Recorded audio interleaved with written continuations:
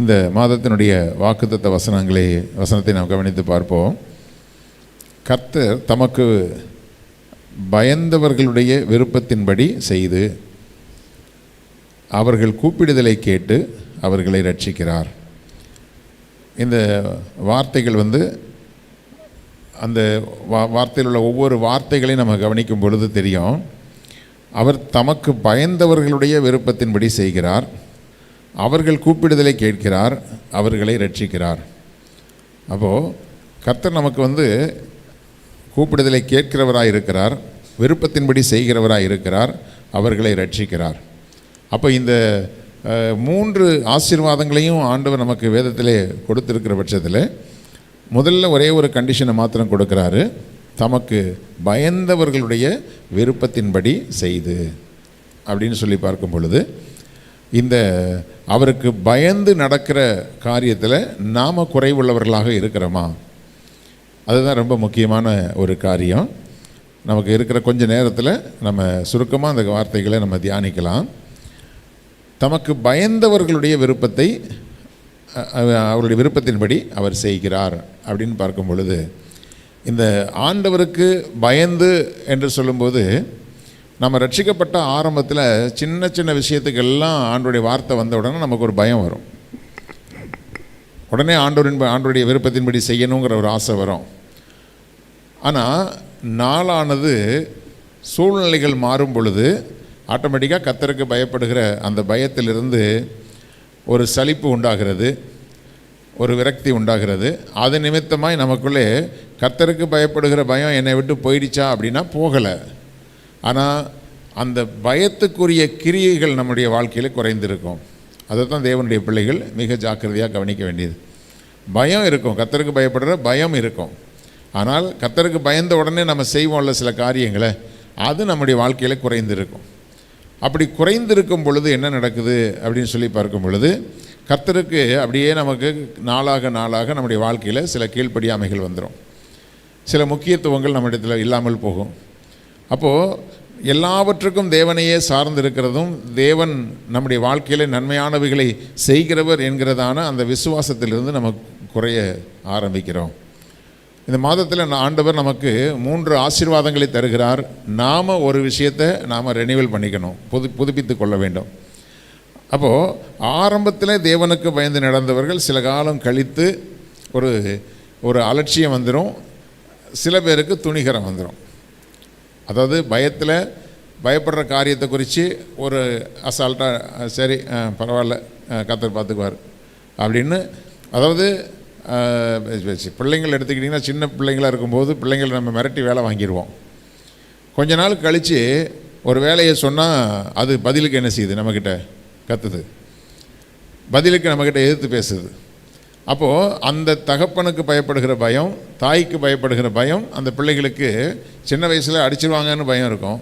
அதுக்கப்புறம் என்ன பண்ணிடுவாங்க இவங்க அப்படிங்கிற பயம் இருக்கும். அதுக்காக அந்த பிள்ளைங்க தாய் தகப்பன் மேலே பாசமே இல்லைன்னு அர்த்தமா? பாசம் இருக்குது, ஆனால் அந்த பயம் குறைஞ்சி போச்சு. நான் சொல்கிறது உங்களுக்கு புரியும்னு நினைக்கிறேன். ஆனால் எத்தனை வயசு ஆனாலும் அந்த பெற்றோருக்கு நம்ம பிள்ளைகள் தானே, இல்லையா? அப்போது அந்த பெற்றோருக்கு பயப்படுகிற பயமும் கீழ்ப்படிதலும் எத்தனை வயசு ஆனாலும் நமக்குள்ளே இருந்தால் மட்டும்தான் கடைசி வரைக்கும் அந்த பெற்றோருக்கு பயப்படுகிற பயமும் அவர்கள் மேல் வைத்திருக்கிற மரியாதையும் நமக்கு இருக்குதுன்னு அர்த்தம். அதுபோல தான் கர்த்தருக்குள்ளான காரியமும் சரி. கர்த்தருக்குள்ளாக இருக்கக்கூடிய பிள்ளைகளுக்கு எத்தனை ஆண்டுகள் ஆனாலும் சரி, அதாவது நாங்கள் அந்த ஊழியத்துக்கு போகிற அந்த ட்ரஸ்ட்டில் ஒரு அண்ணன் இருக்கிறாங்க. அந்த அண்ணன் நான் ரட்சிக்கப்பட்டு நான் ஒரு 24 வயசில் நான் சபைக்குள்ளே போகும் பொழுது அன்றைக்கு ஒரு தெருவில் போய் பிரசங்கம் பண்ணுறதுக்கு ஓடுவார். அவர் செக்ரட்டரியேட்டில் ஒர்க் பண்ணார், தலைமை செயலகத்தில் சட்டசபை இருக்குது, அங்கே ஒர்க் பண்ணவர். அவர் தலைமை செயலகத்தில் வேலை செஞ்சவர், நல்ல போஸ்டிங்கில் வேலை செஞ்சவர். அந்த காலத்துலேயுமே அவர் ஒரு சைக்கிள் எடுத்துக்குவார், எந்த கிராமத்துக்கு ஊழியத்துக்கு போகிறதுக்கும் சளைக்கவே மாட்டார். அப்போது என்னுடைய 24 வயசு, இன்றைக்கி 54 வயசு, 30 வருஷம் ஆச்சு போச்சு. 30 வருஷத்தில் பார்க்கும் பொழுது அன்னைக்கு இருந்த அதே ஸ்பீடு அவர்கிட்ட இருக்குது. அன்னைக்கு இருந்த மாதிரி கர்த்தருடைய ஊழியம்னு சொன்னால், இப்போ நாங்களாவது பைக்கில் போகிறோம், அவர் இங்கேருந்து சாலவாக்கம் போனாலும் சரி, இல்லை வேறு எங்கே அந்த ஆரம்பாக்கம் போகணுனாலும் சரி, அதெல்லாம் ஆந்திரா பார்டரில் இருக்குது. எங்கேனாலும் சரி பஸ்ஸில் ஏறி ஓடிடுவார். இன்றைக்கி எங்கே இருக்கிறாருன்னு பார்த்தா அங்கே இருக்கிறேன், ஒரு 50 கிலோமீட்டர் தள்ளி. இங்கே திடீர்னு ஃபோன் பண்ணால் நான் ஒரு 70 கிலோமீட்டர் தள்ளி அங்கே இருக்கிறேன்ட்டு கையில் ஒரு பேக்கை தூக்கிட்டு ஓடுவார். எந்த ஊழியத்துக்கு போனாலும் அந்த எங்களுக்கு இன்றைக்கு வரைக்கும் ஒரு சவாலாக இருக்கக்கூடிய ஒரு மனிதர். இப்போ அவருக்கு வயசு எப்படியும் ஒரு 75 வயசு இருக்கும். 75 வயசுலேயும் அவர் ஓடுற ஓட்டத்தை பார்த்தா ஆச்சரியமாக இருக்குது. ஆரம்பத்திலிருந்து அதே பயம், கர்த்தருக்கு பயப்படுகிற பயம். அவ்வளவு காரியங்களை ஊழியத்துக்கு செய்வார். முன்னாடி நின்று அவரை குறித்து ஒரு வார்த்தை பெருமையாக பேசுகிறதுக்கு ஒத்துக்க மாட்டார். இவ்வளோ பண்ணுவார் அவ்வளோ பண்ணுவார்னு சொல்கிறதுக்கே அவர் அதையான் பேசுகிறீங்க அப்படின்வார். நம்ம இன்றைக்கி ஒரு சின்ன ஒரு ஊழியம் செஞ்சிட்டாலும் நம்மளை யாராவது பாராட்ட மாட்டாங்களான்னு நம்ம நினைக்கிறோம். ஆனால் எனக்கு தெரிஞ்சு மட்டும் 30 வருஷம் அதுக்கு முன்னாடி இருந்தே அவர் ஊழியம் செய்கிறார். அந்த 30 ஆண்டு காலங்களில் பார்த்தா அவர்கிட்ட அந்த ஸ்பீடும் குறையலை, அந்த கர்த்தருக்கு பயப்படுகிற பயமும் குறையலை, அவருடைய ஜெபமும் குறையலை. அப்படி இருக்கிறத பார்க்கும்போது ஆச்சரியமாக இருக்குது. கர்த்தர் அவருக்கு புதிய புதிய நன்மைகளையும் அவருடைய பிள்ளைகளுடைய வாழ்க்கையில் ஆசீர்வாதங்களையும் தேவன் கொடுத்து கொண்டிருக்கிறார். அப்போது நம்ம இவைகள்லாம் நமக்கு முன்னாடி வைக்கப்பட்டிருக்கிறது. அப்போது நம்ம கொஞ்ச காலம் கர்த்தருக்கு பயந்து நடக்கிறோம். கர்த்தருடைய வார்த்தை இப்படி சொல்லுதுன்னு சொன்ன உடனே அதுக்கு நம்ம கீழ்ப்படின்னு ஆசைப்படுவோம். ஒரு காலகட்டத்துக்கு பிறகு அந்த பயம் அப்படியே குறைய ஆரம்பிக்குது. உதாரணத்துக்கு தாவீதுடைய வாழ்க்கையில் அவன் சொன்ன சில வசனங்களை நீங்கள் 119வது சங்கீதத்தில் பார்த்தீங்கன்னா, நான் வேகமாக அதை வாசிக்க விரும்புகிறேன். 119:51 சில வசனங்கள் நான் வாசிக்கிறேன். 119:51. அகந்தைக்காரர் என்னை மிகவும் பரியாசம் பண்ணியும் நான் உமது வேதத்தை விட்டு விலகினதில்லை. அப்போது தாவீதுடைய அறிக்கையை பாருங்கள். அகந்தைக்காரர்கள் என்னை மிகவும் பரிகாசம் பண்ணியும் நான் உம்முடைய வேதத்தை விட்டு விலகவில்லை. அப்போ இந்த சாட்சி எப்படி இருக்குது? நமக்கு யாராவது ஒரு வார்த்தை நம்மளை பரிகாசம் பண்ணிட்டாங்கன்னா அதோட நமக்கு அவ்வளோ நம்ம பல்பு ஃபீஸ் போயிடும். அப்படியே டோட்டலாக மூட் அவுட் ஆகிரும். ஒரு வார்த்தை சொன்னால் போதும். கேவலமாக பேசிட்டாங்கன்னா போச்சு, பரிகாசமாக சொல்லிட்டா போச்சு. அதாவது அதெல்லாம் எதுக்கு வருதுன்னா, நீங்கள் ஆண்டவருக்குள்ளே இருக்கிற அன்பை குறைக்கிறதுக்கு தான் அது வருது. நமக்கு அந்த தந்திரம் புரிய மாட்டேங்குது. பிசாசு ஏன் இப்படிப்பட்ட ஆட்களெல்லாம் வச்சுருக்கிறான் அப்படின்னு சொன்னால், தேவன் மேலே நம்ம வச்சுருக்கிற அன்பையும் நாம் எப்போவுமே கர்த்தரை துதித்து கொண்டிருப்போம் பாருங்கள், அதை குறைக்கிறதுக்கு தான் அது வருது. அதுக்கு தான் பிசாசு அவங்கள ஆயத்தப்படுத்தி வச்சுருக்கிறான். நமக்கு சத்தியம் தெரியும், பிசாசுடைய தந்திரங்கள் உங்களுக்கு தெரியாதவைகள் அல்லவே அப்படின்னு பவுல் சொல்கிறாரு. எல்லாம் தெரியும், ஆனால் கூட அவங்க எப்படி பேசலாம் அப்படின்னா அதுதானே பிசாசுடைய தந்திரமாக இருக்குது. அப்போது அப்படிப்பட்ட பரிகாசம் பண்ணாலும் உங்கள் வேதத்தை விட்டு நான் விலக மாட்டேன் அப்படிங்கிறான். கர்த்தாவே, ஆதி முதலான உமது நியாய தீர்ப்புகளை நான் நினைத்து என்னை தேற்றுகிறேன். அப்போது ஆதி முதலான நியாய தீர்ப்புகள் சொன்னால் இப்படி விரோதமாக எழும்புகிறவங்களுக்கு கர்த்தர் என்னென்ன காரியங்கள்லாம் செஞ்சுருக்கிறாரு. இதுக்கு முன்னாடி பரிசுத்தவான்களை பகைத்தவர்கள், நீதிமான்களை பகைத்தவர்களுக்கெல்லாம் எப்படிப்பட்ட நியாய தீர்ப்புகள் கிடைச்சிருக்குது. அதெல்லாம் பார்க்கும்போது கர்த்தர் பார்த்துக்குவார் அப்படின்னு சொல்லி அந்த ஒரு வார்த்தையினாலே பழைய சாட்சிகளையும் தேவனுடைய பழைய வழிநடத்துதலையும் நினைத்து தன்னை தேற்றிக்கொள்ளுகிற அனுபவத்தில் அவன் இருந்தான். அதுக்கு பிறகு பாருங்கள், உமது வேதத்தை விட்டு விலகுகிற துன்மார்க்க நிமித்தம் நடுக்கம் என்னை பிடித்தது. வேதத்தை விட்டு அடுத்தவங்க விலகும் போதே இவருக்கு என்ன வந்துச்சு? நடுக்கம் வந்துச்சு. ஆனால் இவர் வேதத்தை விட்டு என்ன செஞ்சிட்டாரு? பத்சேபாளுடைய விஷயத்தில் துணிகரமாக விலகிட்டான். அப்போது நல்லா யோசிச்சு பாருங்கள். ஆரம்பத்தில் அப்படி அடுத்தவங்க வழியை விட்டு விலகினாலே ஐயோ ஏன் இப்படி பண்ணுறாங்கன்னு சொல்லிட்டு இருந்தவன் இன்றைக்கி தானே துணிகரமாய் விலகக்கூடிய அளவுக்கு தனக்கே தெரியல எப்படி நம்ம இப்படிப்பட்ட ஒரு நிலைமைக்கு போனோம். அவன் பின்னாடி யோசித்து பார்த்துருப்பான், நானா இப்படி செஞ்சேன் அப்படின்னு யோசிச்சிருப்பான். அதுக்கு என்ன காரணம்னு சொன்னால், நம்ம அநேக நேரங்களில் அடுத்தவங்களையே பார்க்குறோம், நம்மை கவனிக்க மறந்து விடுகிறோம் தேவனுடைய பிள்ளைகளே. அப்போது அவருக்கு பயந்தவர்களுடைய விருப்பத்தின்படி செய்கிறவர் அப்படின்னு சொன்னால், ஆதியில் எப்படி நீங்கள் ஆண்டவருக்கு பயந்தீங்களோ அந்த பயத்திலே நீங்கள் நிலைத்திருக்கும் பொழுது கர்த்தர் உங்களுடைய விருப்பத்தின்படி எல்லாத்தையும் அவர் செய்வார். ஏற்கனவே என்னை பொறுத்த வரைக்கும் என்னுடைய விசுவாசம் எல்லாம் எனக்கென்று ஒன்றை ஏற்கனவே அவர் ஆயத்தப்படுத்தி வைத்திருக்கிறார். எனக்காக செய்ய வேண்டிய காரியங்களை ஏற்கனவே அவர் ஆயத்தப்படுத்தி வைத்திருக்கிறார். நான் ஜெபிக்க வேண்டியதும் நான் துதிக்க வேண்டியதும் அது என்னுடைய வேலை. எனக்கான நன்மைகளை ஆயத்தப்படுத்துகிறது அவருடைய வேலை. ஆமென். இதில் யார் என்னை பரியாசம் பண்ணாங்கன்னு நான் மூடு ஆஃப் ஆக வேண்டிய அவசியமும் கிடையாது. கர்த்தருடைய பழைய நியாய தீர்ப்புகளை யோசித்து பாருங்கள். கர்த்தர் செய்து நடத்தி வந்த ஒவ்வொரு கிரியைகளை நினச்சி பாருங்கள். அதை நீங்கள் நினச்சி பார்த்தீங்கன்னு சொன்னாவே அதான் சொல்கிறான், அந்த ஆதி முதலான உமது நியாய தீர்ப்புகளை நான் நினைத்து என்னை தேற்றுகிறேன். ஆண்டவர் இப்படிலாம் செஞ்சார், இவ்வளோ தூரம் என்னை கொண்டு வந்தார், இதுக்கு மேலே என்னை கொண்டு வர மாட்டாரா என்று நான் நினைத்து நான் என்னை தேற்றுகிறேன் என்று சொன்னவன் தான் வேதத்தை விட்டு மற்றவங்க விலகும்போது இவனுக்கு நடுக்கம் பிடித்தது. ஆனால் இவன் விலகும்போது உணர்வே இல்லாமல் போயிடுச்சு. அதுதான் இந்த வேதத்தில் நம்ம பார்க்குறோம். அது அவனுடைய அறிக்கைகள் அடுத்தது 54வது வார்த்தையை பாருங்கள். நான் பரதேசியாய் தங்கும் வீட்டிலே உமது பிரமாணங்கள் எனக்கு கீதங்கள் ஆயின. அப்படின்னா என்ன அர்த்தம்? நம்ம இந்த உலகத்தில் ஒரு வீட்டில் நம்ம குடியிருந்தாலும் சரி, அல்லது இந்த ஆவிக்குரிய கூடாரமாகிய இந்த வீடு நம்முடைய சரீரத்தில் நாம் குடியிருக்கிறோம். இதுவும் இதுக்குள் நம்ம என்ன செய்கிறோம்? பரதேசியாக தான் இருக்கிறோம். இது ஒன்றும் நமக்கு நிரந்தரமான வீடு கிடையாது. வீட்டில் நம்ம குடியிருக்கிறதும் நிரந்தரமான வீடு கிடையாது. நம்முடைய சரீரத்தில் நம் தேகத்தில் குடியிருக்கிற வீடும் இதுவும் நிரந்தரமான வீடு கிடையாது. நாம் இங்கே பரதேசிகளாக தான் இருக்கிறோம் இல்லையா? அப்போ இந்த பரதேசியாய் தங்குகிற வீட்டிலே உம்முடைய பிரமாணங்கள் எனக்கு கீதங்களாயின. அப்போ நமக்குள்ள அவருடைய வசனங்கள், அவருடைய பிரமாணங்கள் நமக்கு அது கீதங்களாகி நம்ம பாட்டு பாடி அவரை துதித்து அவரை ஆராதித்து கொண்டு இந்த கூடாரத்துக்குள்ளே என்னவாக இருக்கணும்? ஒரு பெரிய ஒரு துதியின் ஆராதனை, ஸ்தோத்திரத்தின் ஆராதனை உள்ளே ஓடிக்கிட்டே இருக்கணும். நம்முடைய தேகம்தான் ஆலயம். நமக்குள்ளே எப்போதும் அவரை துதிக்கிற துதியும் பாடல் சத்தமும் உள்ளுக்குள்ளே துணித்து கொண்டே இருக்கும் பொழுது, அப்போ இந்த பரதேசியாய் தங்குகிற இந்த வீட்டில் அவருடைய பிரமாணம் நமக்கு கீதங்களாக ஓடிக்கிட்டே இருக்கும். சிந்தனை எல்லாம் அவரை குறித்து, சிந்தனை எல்லாமே அவரை துதித்து அவரை ஆராதித்து அப்படி ஓடிக்கொண்டிருக்கும். அப்போது கர்த்தாவே ராக்காலத்தில் உமது நாமத்தை நினைத்து உமது வேதத்தை கை கொள்ளுகிறேன், இப்படியெல்லாம் அறிக்கை பண்ணவன் தான். ஆனால் பின்னாட்களில் அவன் செய்த தவறு நமக்கு தெரியும் தேவனுடைய பிள்ளைகளை. அப்போது அந்த கர்த்தருக்கு பயப்படுகிற அந்த ஆரம்ப காலத்து அந்த பயத்தின் காரியங்கள் நம்முடைய வாழ்க்கையை விட்டு விலகாதபடி பாதுகாத்து கொள்ள வேண்டியது அவசியமாக இருக்கிறது. அடுத்து நீதிமொழிகள் 28:13 வேகமாக வாசித்து முடிச்சிடுறேன். தன் பாவங்களை மறைக்கிறவன் வாழ்வடைய மாட்டான், அவைகளை அறிக்கை செய்து விட்டு விடுகிறவனும் இரக்கம் பெறுவான்னு சொல்லிட்டு எப்பொழுதும் பயந்திருக்கிறவன் பாக்கியவான். இப்போ இந்த மாதத்தில் இந்த 11 மாதமும் நான் கர்த்தருக்கு பயந்து வாழ்ந்ததை பார்க்கிலும் இந்த 12வது மாதத்தில் இன்னும் நான் கர்த்தருக்கு பயந்து வாழணும். அப்போ என்னென்ன காரியத்திலெல்லாம் கர்த்தருக்கு பயந்து அவருக்கான கிரியைகளை நான் செய்ய மறந்தேனோ அதை நான் செய்யணும். ஆமென். சில காரியங்களை நம்ம அலட்சியமாக விட்டுருப்போம். அதிலெல்லாம் ஒன்றும் இல்லை, இதிலெல்லாம் ஒன்றும் இல்லை அப்படின்னு நம்ம அலட்சியமாக விட்டுருப்போம். ஆண்டவர் இந்த 12வது மாதத்தில் நமக்கு ஞாபகப்படுத்துகிற ஒரு காரியம் என்ன அப்படின்னா, நாம் எப்போதும் பயந்திருக்கிறவர்களாக நாம் இருக்கணும். அப்போ எப்போதும் பயந்திருக்கிறவர்களாக இல்லைன்னா என்ன நடக்குமா? தன் இருதயத்தை கடினப்படுத்துகிறவனும் தீங்களை விழுவான்னு இருக்கும். அப்போ அந்த கர்த்தருக்கு பயப்படுகிற பயத்தில் நாம் நம்முடைய இருதயத்தை பக்குவப்படுத்திக்கிட்டே இருக்கணும்.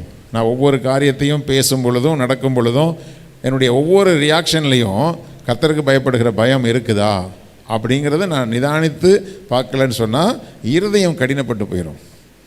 இருதயம் கடினப்பட்டு போனால் நான் இருக்கிறது சரிதான், நான் பேசுகிறது சரிதான், நான் செயல்படுகிறது சரிதான்னு சொல்லி அந்த இருதயம் கடினப்பட்டு போனால், அதாவது கடினமான நம்முடைய உடம்பில் இருக்கக்கூடிய தசைகள்லையே கடினப்பட்டு கல்லாகி போச்சுன்னா அந்த இடத்துல உணர்வுகள் இருக்காது. அதே போல் நம்முடைய இருதயம் கடினப்பட்டால் உணர்வுகள் இல்லாமல் போயிடும்.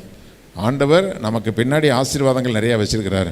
ஆனால் நாம் புதுப்பிக்க வேண்டியது இந்த புதிய மாதத்தில் கர்த்தருக்கு பயப்படுகிற பயத்தை நாம் புதுப்பித்து கொள்ளுவோம். நம்ம முன்னாடி கர்த்தருக்கு பயந்து ஒவ்வொரு காரியத்திலையும் எப்படி நம்ம அந்த அவருடைய வசனத்துக்கு கீழ்ப்படிஞ்சோம், சபையினுடைய ஆலோசனைகளுக்கு நம்ம கீழ்ப்படிஞ்சோம், கர்த்தருக்காக நம்ம எவ்வளவு காரியங்களை நாம் செய்தோம், இன்றைக்கி அதில் நாம் எந்தெந்த பகுதிகளில் குறைந்திருக்கிறோன்னு மட்டும் பார்த்து நீங்கள் அதை சரிப்படுத்திக்கிட்டிங்கனாவே அதுக்கு கீழே உள்ள அந்த ஆசீர்வாதங்கள் நம்முடைய விருப்பத்தின்படி செய்து நம்முடைய கூப்பிடுதலை கேட்டு அவர் நம்மை ரட்சிக்கிறார். அல்லேலூயா. அதனால் அப்படிப்பட்டதான ஆலோசனைகளை நாம் ஏற்றுக்கொள்வோம். இந்த மாதத்தினுடைய இந்த வாக்குத்தத்தத்தின்படி ஆண்டவர் உங்களுடைய கூப்பிடுதலை அவர் கேட்டு உங்களை ரட்சிக்க அவர் வல்லவராக இருக்கிறார். உங்களுடைய விருப்பத்தின்படி செய்ய அவர் வல்லவராக இருக்கிறார். அப்படியே நம்ம கண்களை மூடி நாம் ஜெபிக்கலாம். ஹல்லேலூயா, ஹல்லேலூயா, ஹல்லேலூயா, ஹல்லேலூயா. ஸ்தோத்திரம், ஸ்தோத்திரம், ஸ்தோத்திரம். ஆண்டவருக்கு நம்முடைய விருப்பத்தின்படி செய்யணுங்கிறது தான் ஆசை. ஹல்லேலூயா. நம்முடைய பிள்ளைகளை குறித்து கூட யோசிக்கும்போது நம்முடைய பிள்ளைகளுடைய ஆசையின்படி நம்ம செய்யணும்னு தான் நம்ம விரும்புகிறோம். ஆனால் அது கர்த்தருக்கு சித்தமில்லாத ஒரு காரியமாக இருக்கிற பட்சத்தில், அல்லது பெற்றோருக்கு பிரியமற்ற ஒரு காரியமாக இருக்கிற பட்சத்தில், ஹல்லேலூயா, அல்லது அந்த பிள்ளைகள் மதியினமாய் அந்த காரியத்தை யோசிக்கிற பட்சத்தில் அந்த பிள்ளைகளுடைய விருப்பத்தை நாம் மாற்றுகிறோம். அதற்கான ஆலோசனைகளை கொடுக்கிறோம். தேவனுடைய பிள்ளைகளை இந்த உலகத்தில் இருக்கிற மாம்சத்துக்குரியவர்களாகிய நாமே அப்படிப்பட்டவர்களாக இருக்கும் பொழுது நம்முடைய ஆவிகளின் பிதா அல்லேலூயா. அவருடைய சித்தத்தை நமக்குள்ளே வைத்திருக்கும் பொழுது தேவனுடைய பிள்ளைகளே, நம்முடைய விருப்பத்தை ஆண்டவர் நிறைவேற்ற விரும்புகிறார். அது அவருக்கு சித்தமானபடி நம்முடைய விருப்பங்களாக இருக்க வேண்டும்.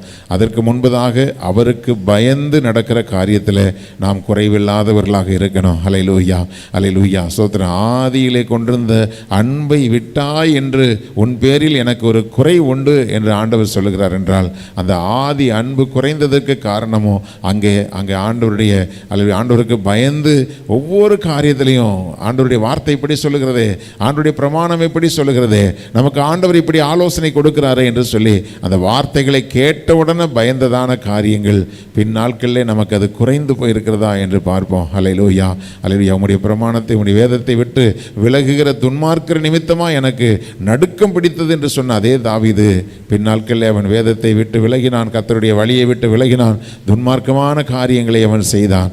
அப்பொழுது அவனுக்கு உணர்வில்லாமல் போய்விட்டது.